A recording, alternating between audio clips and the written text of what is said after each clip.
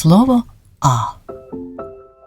A, kakav divan cvijet.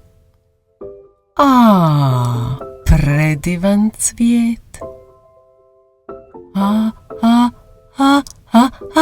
ciha! A, poškakljate po malenom nosiću. A, slovo R.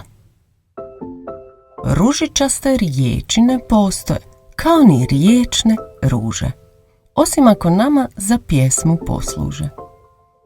Rotkvice ruke ne imaju, rakovi robote pod morem ne drže, osim ako se u nekoj priči ne zadrže.